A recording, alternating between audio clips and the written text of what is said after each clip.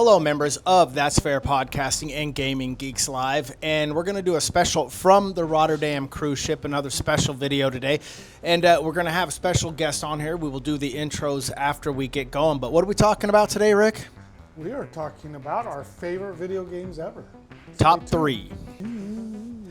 All right, we have a technical difficulty, but we're going to try to run through this again. I am your host, Matt. And I'm Rick. I'm Jordan. And he joined us for this special edition aboard, again, the cruise ship. What cruise ship are we on, and where are we again? We are on the Rotterdam, and we are just outside the Grand Caymans. We're just that way a little bit is Georgetown. So we're going to run through our top 3 favorite video games. We're going to try this again. We had Jordan start off, and he's going to give you his number 3, and we're going to go in this order. So here we go. All right, so my number 3 is going to be Star Wars Knights of the Old Republic. This was one of the first games I ever really played. A lot of influence came from Matt over here. We started playing this when I was 8 years old, and I've put quite a bit of time into the game. It was really just to be honest, it's probably one of the only RPGs I've ever really loved, like fell in love with and got immersed in, just because I'm a huge Star Wars fan. I just liked the fact that you would start out not really knowing. Me as an 8-year-old kid, I didn't know I was going to become a Jedi. And I thought it was really cool that you started out on the ship and you were shooting guns and using swords, and then you make your way through Terrace and you get to Dantooine, right? Dantooine? Yeah, Dantooine. Dantooine. And you start training to be a Jedi. I just thought it was really cool. As a kid, always dreaming of being able to become a Jedi was like the one thing that I looked forward to, was getting into that game and becoming that Jedi that I always wanted to really be, you know.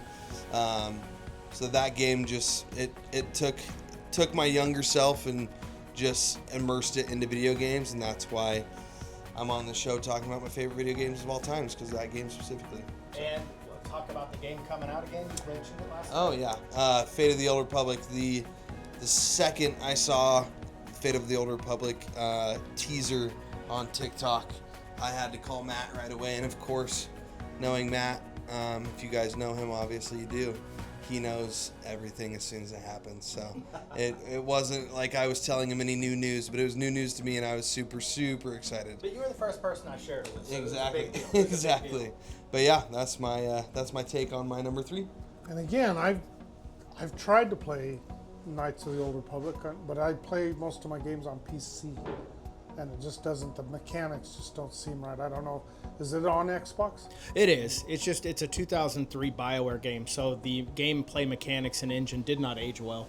Yeah, so I could probably get it on Xbox and possibly play it on there. Yeah. It's a major step backwards when you play it, but it is such a phenomenal game, and that is on my list, of course. But at number 3 for me, I got to go with Elder Scrolls Skyrim.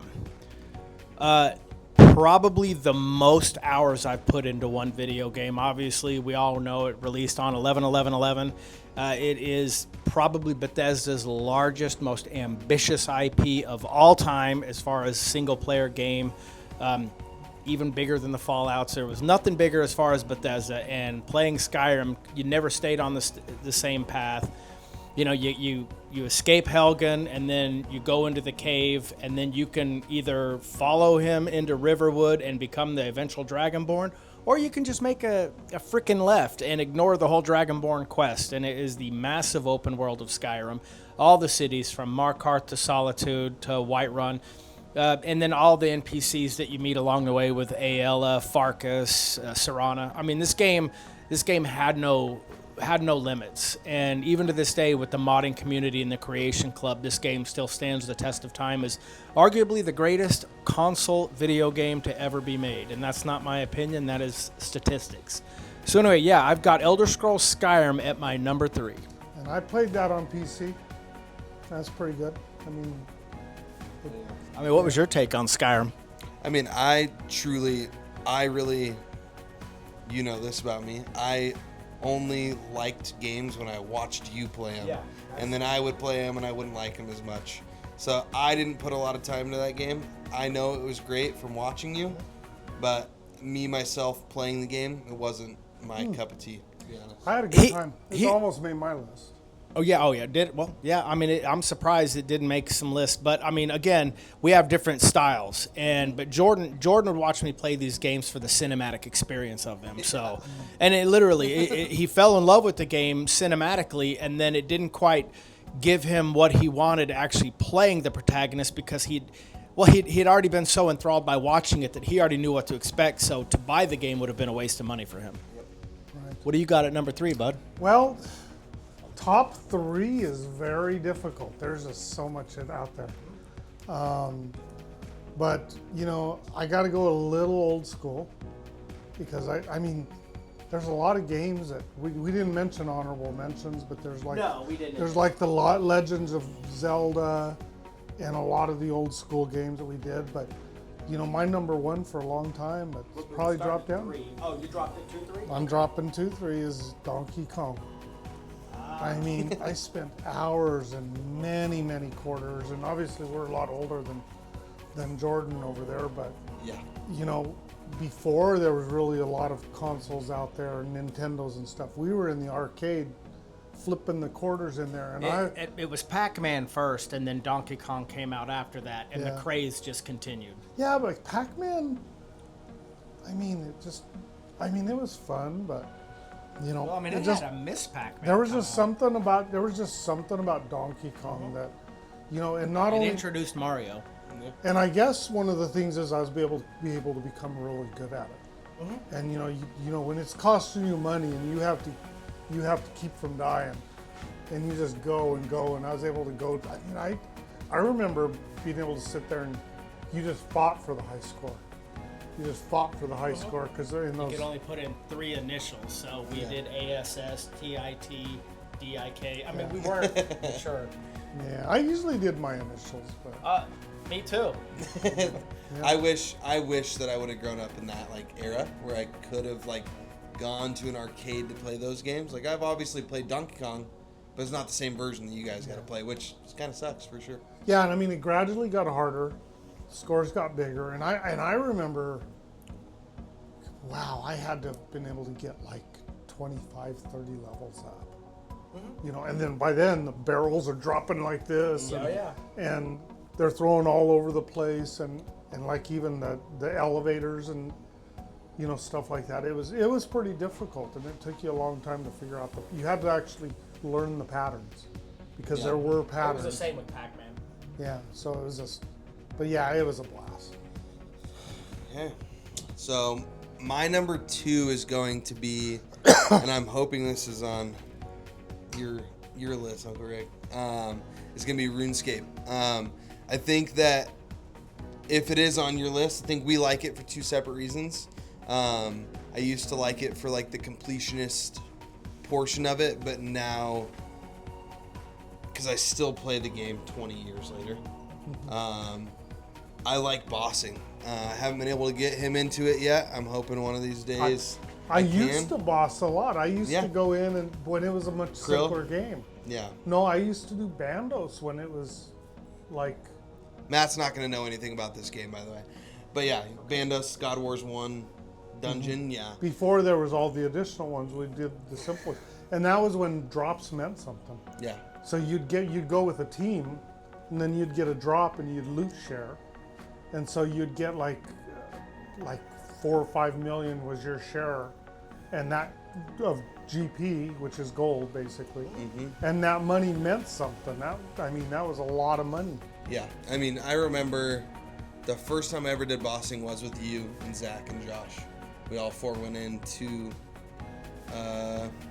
Kriara, and we ended up getting a drop. I think we got the armadillo boots or whatever, and it was awesome because that was the most money I'd seen in the game, because you guys were all way higher level than me, and I'm just in there watching you guys kill the thing. I'm trying to help, but I can't help at all. And then slowly but surely I became the best PvE player out of all of us.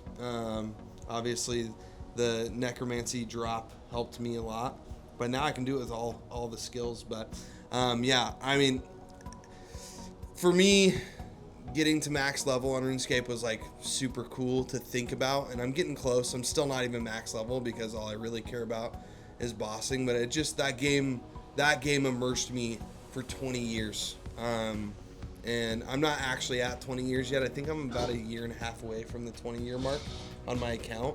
But I'm super in love with the game still. I still play it. I get spurts where it's the only game I'll play for like a month. I'll just literally sit on RuneScape for 6 hours a day after work.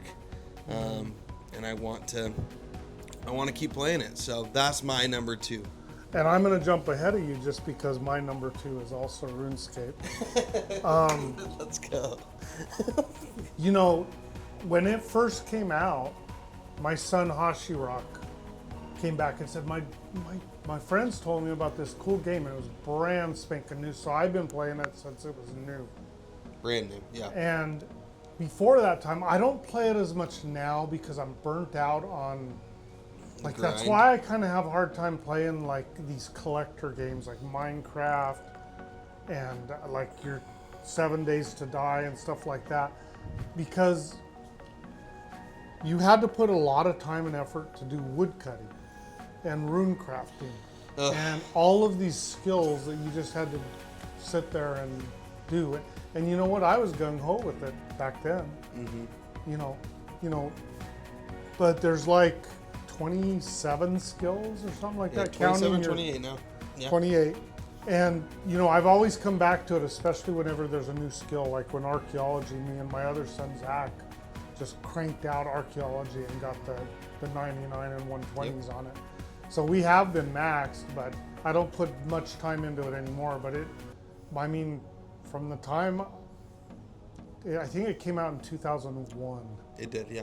Yeah, and so I would say from 2001 to 2015, that was your game. It's the only thing I watched you play. Yeah, I mean, it was a blast, and the bossing was fun. Yeah. The bossing issues that I have now are real similar. Young kids like Jordan, they are able to pick up the keybinds and the mechanics of a lot of this stuff. And I don't, like, it's not on my list, but I love to play a game called Valorant. And I just don't have the aim, and I just don't have the brain that clicks with a lot of stuff like the younger guys are able to do, because the games, we came up with Atari, and we came up with these Pac-Man and stuff like that, where it wasn't about mechanics. Yeah, just really. one joystick and 2 buttons, not a keyboard and mouse. Yeah. And so my brain, I think if I would have started young, my brain would be wired to that, but it's not wired to that anymore. So I mean, but yeah, I don't know that I will ever be able to put in as much time as I used to in that game, but it's definitely a fun game, especially if you haven't tried it. Y'all did see eye to eye. And there is a game, the RuneScape, what's the basic one? Badlands or whatever? No, it's... Wildlands? No, there's 2 versions. There's the old school RuneScape. Old school RuneScape that doesn't have all the additional stuff in it. That's more simpler. Way simpler. But like you were saying, where you had to put a bunch of time in. Imagine not having like the skill that I got 99 first, fire making. No. Like imagine doing that in old school now, instead of just being able to add the logs to the fire. Well, and see, that's where me and Jordan, because he did things a little differently than me. I did the wood cutting and then burn the logs. It's like, whereas he would buy all the logs and burn them, and I'm like, why not just wood cut and beef that up? Because I wanted the all orange skill cape. Dude, right. Come on. You know me with orange. Come on. Yeah. I was like, it's that old brain of mine, you know? Yeah, for sure. All right, so we have 2 number 2s, no offense, at RuneScape. My number 2, I won't take a lot of time, is State of Decay 2 by Undead Labs. I'm friends, quick shout out to Mark and Nancy from Undead Labs. I'm friends with a couple of the people from the developing studio in Seattle. They've sent me and Mandy free merchandise because of one of my Facebook pages I've made for it. But State of Decay 2, the State of Decay 3 is probably expected in sometime in 2027. This is a game where you can play co-op, but it's very tethered, very linear. But they're going to fix that in State of Decay 3, where you can play together and build communities together. But the way this works is, in State of Decay 1 and 2, you start off with 3 people, and then when one person is exhausted or fatigued, you find a house, find a base, and then when one person gets exhausted or fatigued, you move on to the next person. They all have different skill sets. One person could be a mechanic, another person's a doctor.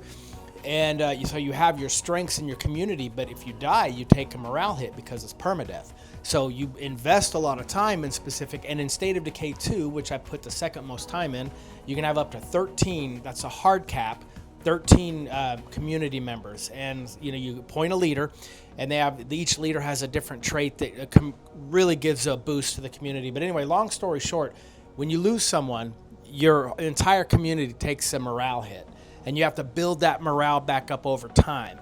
You're always collecting resources, you're building up your base, and you're fighting freak zombies. And, with Microsoft now bankrolling, they finally came in and bankrolled State of Decay 3. This may be the greatest zombie game of all time. It'll be a hell of a good co-op. Me and Mandy can control about 6 characters each, Nice. 7 characters each, and get partial to them and switch them out. But look out for State of Decay 3 probably in 2027. I've done videos on it. But State of Decay 2 is probably the one I put the second most time in. So I definitely got to go SOD2 on that one. So anyway, who wants to do their number 1? All right, so I know this is not going to be a shock to any of you two, but my number 1 is for sure the Call of Duty franchise. My reason Call of Duty is number 1 is not because of the storyline at all, even though I do love the storyline. Played most of the campaigns. I think last 2 or 3 campaigns I haven't played, but I played Call of Duty competitively for many years. 5 to 6 years I played competitively. I never made it to like the pro level just because I couldn't put the time in that some of these people were putting in, but also we live in BFE, truthfully, as far as internet goes. So we never had the internet to where I could compete with some of these kids living in Dallas that had fiber 10 years before we even got we're fiber. behind. There's such a thing as ping. Yeah, the ping was a huge deal. Not ping, old man. Ping. He's the oldest one. Right. So, yeah, my love for Call of Duty completely stems from the competitive side of it. I love going in and I know Uncle Rick, when I am playing Valorant, you think I'm getting mad at you or whatever because I'm calling out frantically. It's just the way Call of Duty has wired my call outs is I have to say things and let you know exactly where it's happening so you can try to make the best move off of what I'm saying. Because I play the entry most of the time in Valorant, which is what I played in Call of Duty. I was the person that got into say you were playing Hardpoint, which is a competitive game mode in Call of Duty. There's the people that initiate getting into the hill and start collecting the time. That was always me. So I was always the one. I was a submachine gun player, which is the faster players. And just, I don't know. When you play something competitively, and actually try to make money from it and stuff like that, that it completely changes your perspective on the game. I guess the best way to put it. And there's not a single game that has captivated me as much as Call of Duty did for that 6 to 8 years that I played competitively. So that's This is an example of they call out parts of the map. If I'm sitting there and talking about a map on Valorant, it's huge. I can talk about it and I know where it's at, like Plat or whatever. But I'm in game and I'm fighting and stuff like that, and they go, "They're Plat," and it's like my brain does not register. And just to let you know, you can definitely, if you're dead and you're calling out to him, you can definitely tell that he has no clue what you're talking about. Sometimes. It's pretty funny, to be honest. But yeah, but Call of Duty, I've never tried it, but it's pretty, I mean, my favorite player, Tens, he came up on Call of Duty too, so I think there was another one. That's cool. That's cool. They'll hear the recording. I'm going to leave that too. I'll go with over my number 1 because it'll be another quick one. Jordan covered it as his number 3, and that's Star Wars Knights of the Old Republic. You know, Jordan hit it right on the nail. You start off as a simple, you can either be a soldier, a scoundrel, or a rogue, I believe. And, I mean, you Rogue. just, believe it or not, yeah, rogue, I know, it's shocking. But as you know, like in D&D, it's based on the D20 system. So if you pick the rogue, you get more skill sets like you would as a rogue.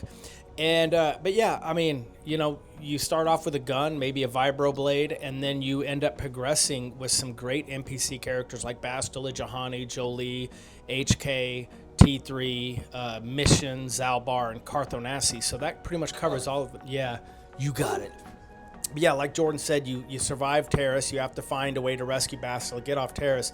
So it throws you literally in a mix of urgency. You get an instant sense of urgency, but it's already tipping the scale towards you realizing that you have some affinity with the Force. And Bastila is saying it the whole time. And then, of course, Master Vandar, when you meet the Enclave, the Jedi Masters on Dantooine, they basically tell you that Bastila and you have a connection, you know, and it's just all you already have an idea. And at that point, you realize that, yeah, you're becoming a Jedi, and then your destiny's already forged. So I think that's the cream of the crop with BioWare. They did a great job with Mass Effect, but BioWare will never be able to reach the apex they did with KOTOR. And so, yeah, that I can filter that out. But yeah, we're getting announcements on the cruise ship. But yeah, Star Wars Knights of the Old Republic is my number one of all time. No game immersed me. It's probably the third most time ever put into a video game, and the replay value's high. I went through it as a Jedi. I went through it as a Sith only once, and then played it probably 100 more times as a Jedi. So, but yeah, Star Wars Knights of the Old Republic. See the different, like, the different come out if you become a Sith, because you and I don't have an evil bone in our bodies, truthfully. So Nope. I did it once as a Sith as well, and it was so hard just to see. I don't even remember the Sith version of it because I didn't like being a Sith.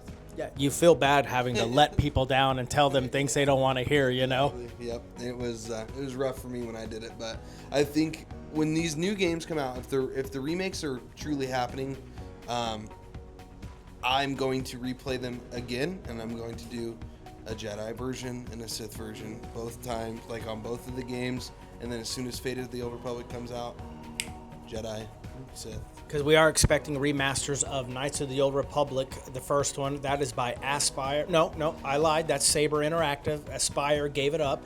Saber Interactive. And then KOTOR 2, I'm not quite sure, but it is... they got through their court case with getting the legal documentation to do so. So Knights of the Old Republic 2 Sith Lords will get a remaster after KOTOR 1. But yeah, that's my number one, Bub. What do you got? I can't believe you remember all this stuff. Oh, like the companies that are working on it stuff? Yeah, Saber Interactive. That's incredible. I'm actually really happy they're doing the remake of the first one. So was Yoda on Knights of the Old Republic? No, Master Vandar. Vandar and Yoda have the same, all the... I forget what they're called. Well, They're the unknown species. That's what they're called. because if Yoda was on it, the Republic probably would have fell. Huh? Most likely. What's your number one, buddy? And after some technical difficulty and me running out of storage in my phone because I wasn't paying enough attention, Rick didn't go with the video with me and my stepson Jordan and Rick. We did our top 3 favorite video games of all time. He's going to go over his number one video game of all time. As you know, we had to continue this not on the cruise ship. I hope they realize we're not on the cruise ship right now. Yeah, it's a little different. Yeah, but Rick's going to go over his number one video game of all time. So fire away, bro, so you can top it off. My number one is Baldur's Gate. Mm-hmm. You know, 3. Or Baldur's Gate 3, yes. Yeah. And I found like I have kind of a passion for the turn-based games, you know, from playing Dungeons and Dragons, and this is basically the Dungeons and Dragons world. And it's just so immersive. I like the ability to do a lot of the quests that they have on there, plus the main quest. I've ran through it like 3 times, all different characters.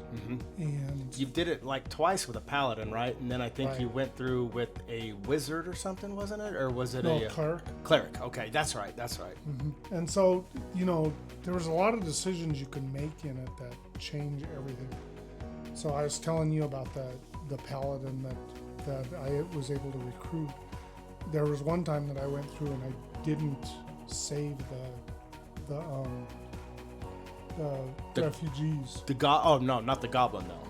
Yeah, I didn't save the refugees. Okay, I Because, remember. and so I wasn't allowed to go in and kill the goblin leaders, and one of the goblin leaders is actually Minthara.